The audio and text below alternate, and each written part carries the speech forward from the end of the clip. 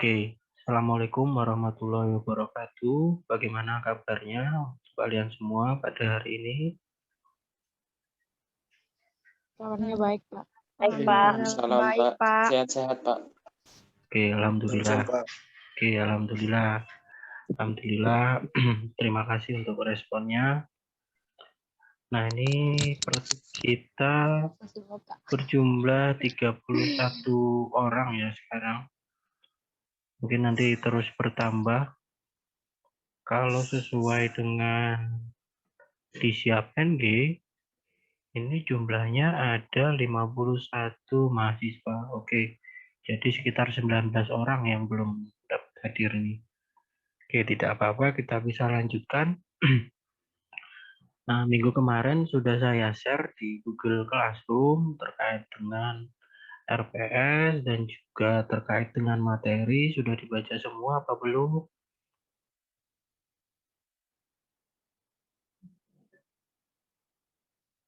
Oke, minta tolong responnya. Belum. Oke, mungkin nanti flashback saja ya sedikit ya, biar nanti kalian bisa mengikutinya. Oke, yang pertama sudah tertampil di layar kalian masing-masing. Yes. Sudah, Pak. Sudah, Pak. Oke.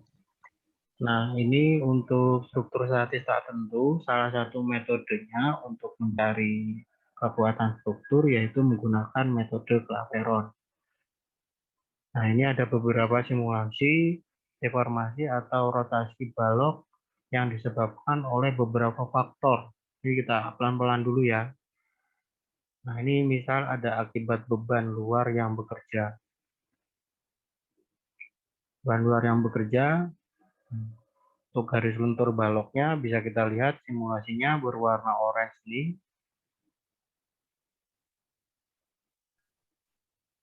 Oke, kemudian ada akibat momen pada salah satu ujung balok. Nah, ini kalau misalnya ada suatu balok, terus ada momen pada tinjauan tersebut, di sini ada momen A, kemudian ada momen B.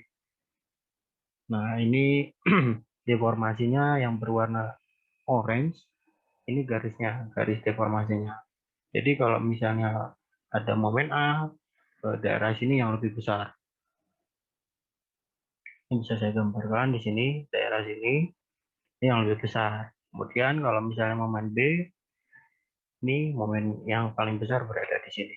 Nah, kemudian yang terakhir, akibat perpindahan atau translasi relatif ujung balok terhadap ujung balok lainnya.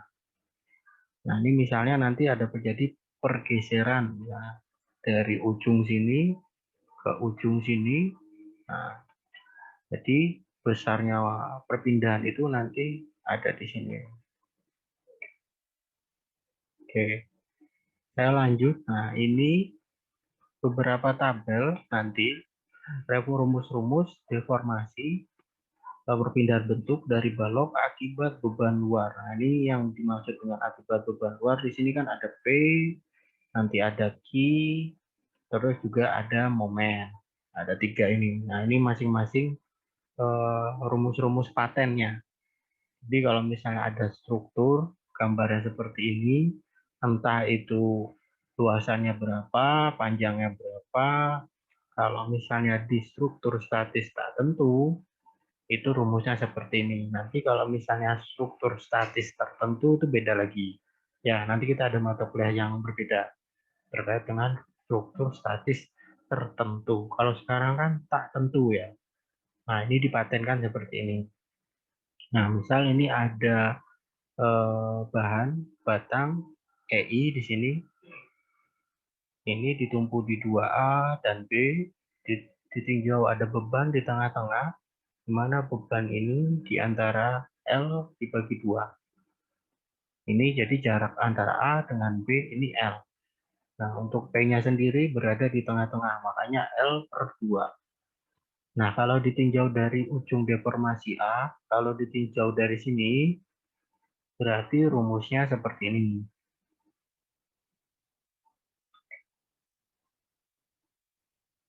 Kalau misal ditinjau dari sini, rumusnya seperti ini. Oke, ini karena masing-masing panjangnya itu adalah setengah, makanya di sini 16 sama 16. Jadi ini seperti segitiga. Ya, tinggal dibagi dua saja. Oke, nah ini ada perbedaan lagi. Kalau misalnya di sini ada P, tapi tidak simetris seperti A, gambar pertama. Di sini ada A dan B. Nah, tinggal kita lihat di sini. Kalau yang ditinjau dari A, mohon maaf, kalau yang ditinjau dari A, maka rumus deformasi adalah seperti ini.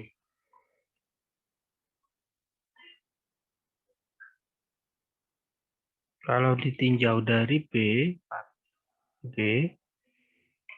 maka rumus deformasinya di ujung B adalah seperti ini.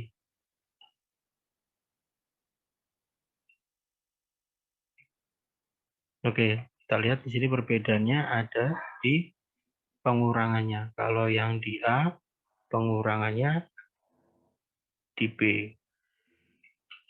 Kalau yang di B, pengurangannya A. Ya, oke, itu mungkin hal yang teoretik ya. Oke, saya lanjut lagi. Ini kalau misalnya tadi sudah B beban luarnya, kemudian sekarang ada beban Q atau berat sendiri. Untuk baloknya masih sama, jaraknya L, yang ditumpuk A dan B. Nah, kalau misalnya ditinjau dari A, ini rumus deformasi di ujung A adalah seperti ini.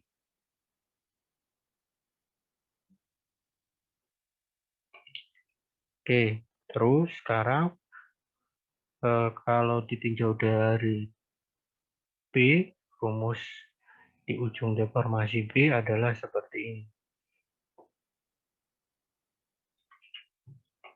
Oke, saya lanjut. Ini sudah mungkin wajah-wajahnya sudah tambah bingung ya. Nanti ini dipaten ke saya share saja biar kalian bisa membacanya lagi. Ya, oke, saya lanjutkan lagi. Kalau tadi ini berat sendirinya Ya, penuh, Pak. penuh satu dari tumpuan A ke B, sekarang adanya di tengah-tengah. Oke, perbedaannya bisa kalian lihat di sini pembagiannya. Kalau ditinjau dari A, ini seharusnya ada tulisan A di sini. Kalau ditinjau dari A, ini 9 dibagi 384. Nah, kalau misal ditinjau dari B, di sini dikurangi 7 per dibagi 384. Oke, tadi B sudah, sekarang Q sudah, sekarang momen sekarang. Ini beban akibat luarnya ada momen. Ini strukturnya seperti ini. Di sini dianggap jepit, di sini dianggap sendi. Nah, kalau di sini jepit sendi, maka ada terjadi momen. Nah, kalau momen yang ditinjau dari A, ini dianggap 0, karena sini tidak ada. Saya punderi. Nah, di sini tidak terjadi momen. Kalau ditinjau dari B, di sini ada momen. Nah, momennya ada di sini. Nah, kalau misalnya strukturnya berbeda antara sendi dan sendi, tapi ada momen. Oke, momennya berarti kalau misalnya ditinjau dari A, ini momennya seperti ini. Kalau momennya ke sini, maaf, momennya ke sini, hanya ke sini, ini momennya seperti ini. Oke. Nah, ini yang paling penting, tolong diperhatikan sampai di garis berwarna merah. Catatan, rotasi searah jarum jam adalah positif dan sebaliknya. Jadi kalau misalnya tadi di sini momen di A itu positif, berarti momen di B adalah negatif. Nah, kebanyakan yang di sebelah B ini adalah negatif. Jadi, tolong diperhatikan nanti. Rotasinya searah jarum jam atau berlawanan jarum jam. Oke, ini untuk prosedur-prosedur analisis struktur nanti ada contoh di bawah. Untuk analisis struktur tak tentu dengan metode Clapeyron. Nah, yang pertama kita harus menganalisis strukturnya dulu. Setelah itu analisis pribadi. Yang terakhir nanti menggambarkan bidang M, D, dan F. Oke, mungkin saya masuk saja ke contoh soal. Nah, ini ada struktur statis tertentu seperti ini. Ada berat sendiri 2 ton. Di ini anggap saja nanti A, sini A, sini B, sini C, sini D. Anggap saja seperti itu, karena ini ada tumbuhannya. Oke, A, B, C. Nah, jarak dari A ke B itu 5 meter, terus B ke C itu 6 meter, di mana di titik tengahnya ada beban terpusat sebesar 8 ton. Nah, yang diminta hitung dan gambar bidang momen dan D dengan metode Clapeyron. Terus yang kedua, hitung pula reaksi peretakan struktur tersebut. Nah, ini penyelesaiannya. Nah, tabel yang di atas tadi, tabel 3 itu gunanya di sini nanti. Oke, mohon maaf, sebentar ada nge-lag. Nah, tabel 3 ini, rumus-rumus deformasi, ini nanti berguna pada saat pengerjaan. Oke. Nah, ini di sini sudah ditulis A, B, C. Ini A, B, C. Oke. Nah, kira-kira ini diasumsikan dulu bahwa terjadi momen di arah B. Ini ada yang ke sebelah sini, ada yang ke sebelah sini. Nah, garis elastisnya berwarna orange. Jadi karena dua momen ini ada terjadi garis elastis balok seperti gambar ini. Nah, gambarnya ini yang berwarna orange. Kalau misalnya kita tinjau dari BA, ini adalah BA, di mana momennya itu adalah momen dari MB, ini B, A, momennya seperti ini. Seperti ini momennya. Ini yang berwarna orange. Kalau misalnya momennya dari MB, tapi batangnya yang ditinjau itu adalah batang B ke C, momennya adalah seperti ini. Oke, nah sekarang kita cari momen yang ditinjau dari BA. Nah, kalau BA tadi, coba kita lihat kira-kira gambar yang sesuai. Oke, sebentar, PDF saya nge-lag. Nah, coba diperhatikan kalau misalnya gambarnya saya potong seperti ini, kira-kira yang sesuai dengan rumus di atas ini yang mana?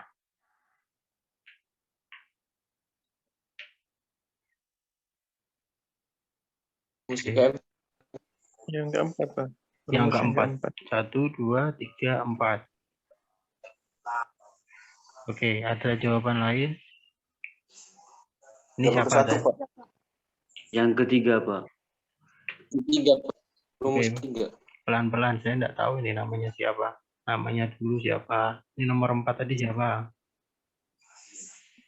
Tahu, Pak. Rumus ketiga, Pak. Oke, ini kan tadi pertanyaan saya ganti, saya ulang ya. Kalau misalnya struktur ini saya bagi seperti gambar di sini, rumusnya seperti apa? Ada 1, 2, 3, 4, 5, 6. Yang keempat, Pak. Yang Ketiga, Pak. Yang ketiga, Pak. Yang ketiga, Pak. Oke, Rumus 3. kita cek sekarang benarkah yang ketiga atau yang keempat. Oke, kita bisa dilihat di sini. Karena ini berlawanan dengan arah jarum jam, maka di sini minus Q dikali L pangkat 3 dibagi 24 kali EI. Ini bahannya ya nanti. Oke, berarti yang benar adalah rumus ketiga. 3, Pak. 3. Oke. Nah, sekarang tinggal dibagi ini. Kalau misalnya saya potong seperti ini, kira-kira rumus nomor berapa? Nomor 1, Pak. 1, Pak. Oke, nomor 1. Nomor 1, Pak. Oke, nomor 1. Nah, ini Rumus nomor 1. sudah cocok semua jawabannya, semua 1, semua 1. Oke, nah ini. Nah, karena ini searah jarum jam, ini jadinya nilainya plus. Jadi tinggal kita masukkan. Tadi Q-nya 2, jaraknya 5. Ini 2 Q. Sudah, terus L-nya kita masukkan. L-nya di sini 5. Oke, 2EI-nya ini bahan ya. Nanti kita. Nah, yang belum diketahui MB belum diketahui. Sekarang L-nya tetap 5. Oke, kita masukkan. Ini diasumsikan ya, karena EI ini adalah bahan. Jadi kalau misalnya nanti bahan itu beton ataupun nanti baja, itu masing-masing bahannya ada. Nah, kalau di sini diasumsikan dahulu bahwa nilai EI itu adalah 1. Nah, kita masukkan, hasilnya seperti ini.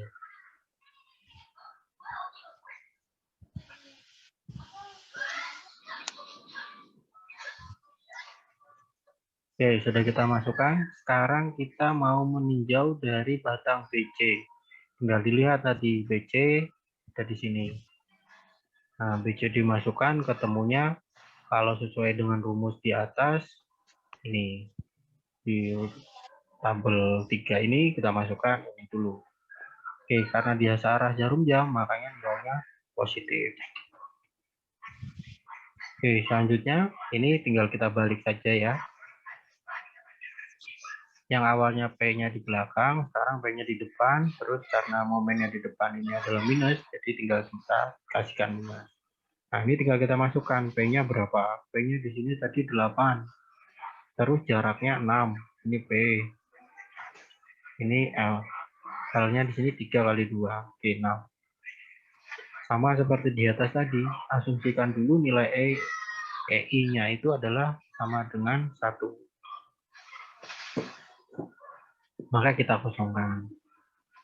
Nah, untuk syarat continue di titik B, batang BA dan batang BC itu harus sama dengan 0 atau harus setimbang. Oke, kita masukkan dahulu untuk oke, bentar, mohon maaf. AB.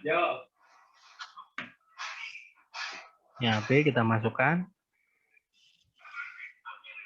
10 minus 10 4,417 ditambah 1,67 ini. Mohon maaf, saya rada error. Nah, ini tinggal dimasukkan di bawah. Terus BC-nya tadi 18,2 MB ini BC-nya.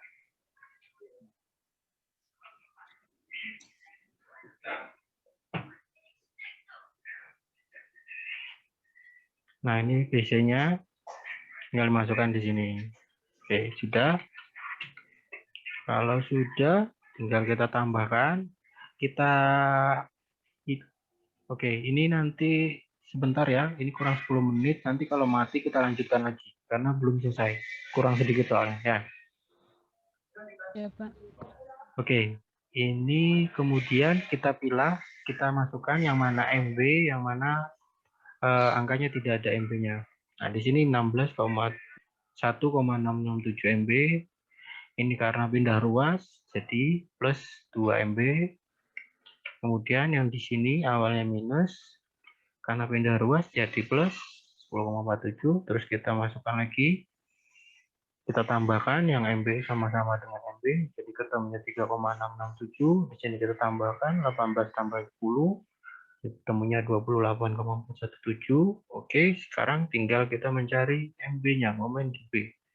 28,417 karena ini berpindah ruas, jadi dibagi awalnya dikali harusnya terus karena pindah ruas jadinya dikali 3,667. Ketemunya untuk momen di B itu adalah 7,7 ton per meter. Oke, karena MB bernilai positif, maka asumsi awal arah momen sesuai. Nah, tadi kan kita mengasumsikan kalau di sini searah jarum jam. Oke, sudah sesuai. Nah, kemudian kita beralih ke analisis pribadi. Kalau tadi sudah analisis struktur untuk metode Clapeyron, sekarang kita beralih ke pribadi. Nah, untuk pribadi itu lebih gampangnya gambarnya kita pecah karena sesuai dengan momennya. Kita tadi menyesuaikan bahwa momen di titik B ini ada dua, ada yang dari arah sini dan dari arah sini. Nah,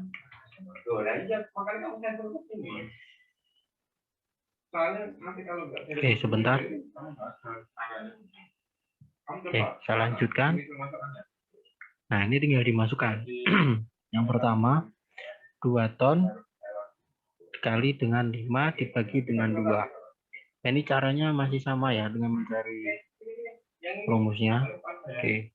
2 yang ini dulu. 2 dikali 5 dibagi 2. Oke. Kemudian ini momennya dibagi 5. Nah, ini selisihnya 3,45. Oke, nanti carinya itu di bawah. Nah, ini sama 5 ton. Terus 1,5 ini sama. Cuman arahnya nanti yang berbeda, yang satu ke bawah, yang satu ke atas. Terus ini dijumlah 5 tambah 1,55, 6,55. Nah, ini arahnya semua ke atas. Ini ke atas, yang sini ke atas. Kalau yang sini satu ke atas, satu ke bawah. Makanya 5 dikurang 1,55 ketemunya 3,45. Kalau ini ditambah. Oke, ini kemudian yang struktur salah satunya lagi setelah dipisah, ini 8 dibagi 2. D4 ini sama. Nah, arahnya sama ke atas semua. Kemudian ini momen B 7,749 bagi 6 1,292. Ini arahnya ke atas, sedangkan yang satu arahnya ke bawah. Oke, ini tinggal ditambahkan. 4 ditambah 1,292. Ketemunya 5,292. 4 dikurangi 1,292. Ketemunya 2,708. Oke, itu untuk analisis pribadinya seperti itu gambarnya. Jadi tolong diperhatikan yang mana arahnya ke bawah, yang mana arahnya ke atas. Nanti berpengaruh dengan penjumlahan yang berwarna merah ini. Oke, kemudian sekarang gambar bidang momen dan bidang lintang struktur. Oke, untuk balok A, B, bisa dilihat di sini ketemunya X sama dengan 1,7025. Karena ini tinggal dimasukkan di sini. Untuk momen max-nya berarti ada di sini kira-kira. Ini momen max. Momen max sini 2,976. Oke, sekarang untuk balok yang BC, ini kan balok AB. Nah, ini kan di sini. Sekarang balok B. Balok BC di sini. Oke, balok BC ketemunya di sini 8,127 ton meter. Nah, ini di sini. Ini momen max-nya. Kalau ini tadi momen max-nya ada di sini. Sorry.